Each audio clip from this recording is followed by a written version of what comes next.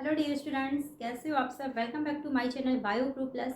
मैं डॉक्टर नीलू मिश्रा। आज मैं आपको बहुत ही इम्पोर्टेंट टॉपिक पढ़ाऊंगी जो कि बहुत ही इम्पोर्टेंट है, लेकिन ये बहुत ही कंफ्यूजिंग है, इसलिए मैं आपको इसे फ्लो चार्ट के माध्यम से पढ़ाऊंगी। और ये टॉपिक बहुत ही ज़्यादा पूछा आता है बीएससी के एग्ज़ाम में और 11th के एग्ज़ाम में, क्योंकि ये भी फोटोसिंथेसिस का ही टॉपिक है और इस पर बहुत बार क्वेश्चन आते हैं। इवन जो आपका नीट एग्ज़ाम होता है उसमें ऑब्जेक्टिव क्वेश्चन भी इससे आते हैं। तो चलिए टॉपिक को शुरू करते हैं। आज का जो मेरा टॉपिक है वो है what is Kranz anatomy and in which plants is present. Kranz anatomy क्या होती है और ये किन प्लांट्स में पाई जाती है। तो डियर स्टूडेंट्स, टॉपिक को शुरू करने से पहले मैं आप सभी से रिक्वेस्ट करूँगी, प्लीज़ अगर आप मेरे चैनल पे नए हैं या अभी तक आपने चैनल को लाइक सब्सक्राइब या शेयर नहीं किया है तो प्लीज़ चैनल को लाइक सब्सक्राइब और शेयर कर दीजिएगा, बेल आइकन को भी पुश कर दीजिएगा। और हाँ, आप मुझे इंस्टाग्राम पे भी फॉलो कर सकते हैं, जिसका लिंक मैंने अपने यूट्यूब के डिस्क्रिप्शन बॉक्स में दिया हुआ है। तो चलिए फटाफट टॉपिक को शुरू करते हैं। What is the Kranz anatomy. Kranz anatomy, इसकी डेफिनेशन क्या होती है। Dimorphism in the chloroplast structure. Kranz anatomy क्या होती है, जो क्लोरोप्लास्ट होता है उसमें अगर डाइमॉर्फिज्म होती है, यानी दो तरह से प्रेजेंट होता है, तो उसे बोलते हैं हम Kranz anatomy. In which plant is present, ये किन प्लांट्स में पाई जाती है। तो क्रायंज एनाटॉमी डियर स्टूडेंट पाई जाती है C4 प्लांट्स में। मैंने आपको ऑलरेडी डिफरेंस पढ़ाए हुए हैं कि C3 और C4 प्लांट्स में क्या डिफरेंस होते हैं। तो जो क्रायंज एनाटॉमी होती है वो सिर्फ C4 प्लांट्स में पाई जाती है, C3 प्लांट्स में नहीं पाई जाती है। क्रायंज एनाटॉमी को कैसे हम पढ़ेंगे, हमने इसके लिए एक फ्लो चार्ट बनाया हुआ, आप इससे पढ़ेंगे। तो जो क्रायंज एनाटॉमी मतलब, जैसे कि मैंने बताया, क्रायंज एनाटॉमी का मतलब होता है डाइमॉर्फिज्म इन क्लोरोप्लास्ट स्ट्रक्चर, यानी कि क्लोरोप्लास्ट का जो स्ट्रक्चर है वो डाइमॉर्फिक हो जाता है, यानी दो तरह से डिवाइड हो जाता है। वो कैसे होता है, देखिए।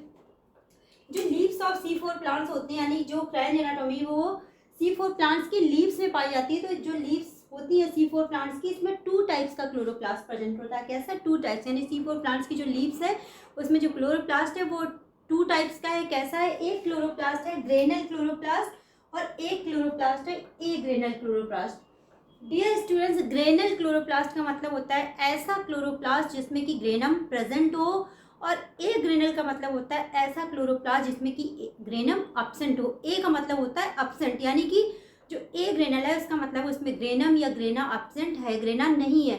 और जब मैंने आपको क्लोरोप्लास्ट का स्ट्रक्चर पढ़ाया था तो मैंने उसमें बताया था कि उसमें क्लोरोप्लास्ट में क्या ग्रेनम प्रेजेंट होता है, स्टैक्स ऑफ थैलाकॉइड होते हैं। पूरा आपको मैंने डिटेल स्ट्रक्चर ऑफ क्लोरोप्लास्ट पढ़ाया था जब मैंने आपको सेल चैप्टर पढ़ाया था और सेल ऑर्गेनेल पढ़ाए थे। तो अभी बेसिकली बस आपको ये पढ़ना है कि जो C4 प्लांट्स की लीव्स है उसमें 2 टाइप्स का क्लोरोप्लास्ट है। एक है ग्रेनल क्लोरोप्लास्ट, यानी क्लोरोप्लास्ट ऐसा इसमें कि ग्रेना प्रेजेंट हो, और दूसरा ए ग्रेनल क्लोरोप्लास्ट, यानी ऐसा क्लोरोप्लास्ट जिसमें कि ग्रेनम अब्सेंट है। तो जो ग्रेनल क्लोरोप्लास्ट है, मैंने लिखा हुआ भी है कि ग्रेना प्रेजेंट है।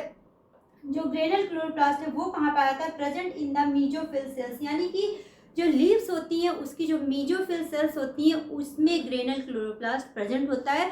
और जो ग्रेनल क्लोरोप्लास्ट होता है इसमें क्या C4 साइकिल या हैशटैग साइकिल होती है फोटोसिंथेसिस की।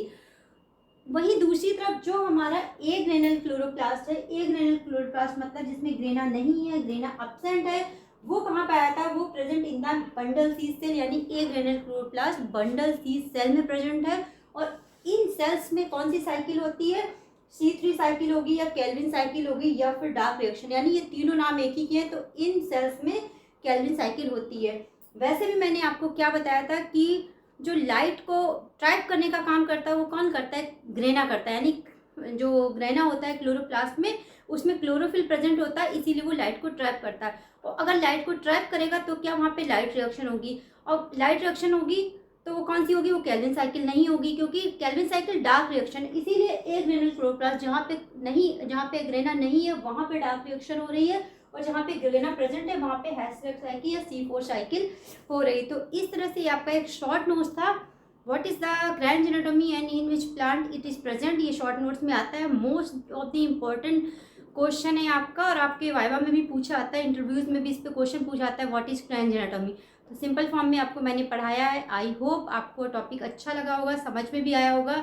मोस्टली इसमें कन्फ्यूजन होता है, कई बार क्या होता है स्टूडेंट्स याद तो कर लेते हैं कि क्रायंज एनाटॉमी में 2 टाइप्स का क्लोरोप्लास्ट होता है, बट वहाँ कन्फ्यूजन हो जाता है कि जो 2 तरह का क्लोरोप्लास्ट है वो बंडल सी सेल में कौन सा है और मीजोफिल सेल्स में कौन सा है। इसीलिए मैंने फ्लो चार्ट से बनाया। आप इस पूरे नोट्स का पिक ले सकते हैं मेरे इंस्टाग्राम पे जाके, तो आप मुझे इंस्टाग्राम पे फॉलो कर सकते हैं इस टॉपिक का नोट्स लेने के लिए।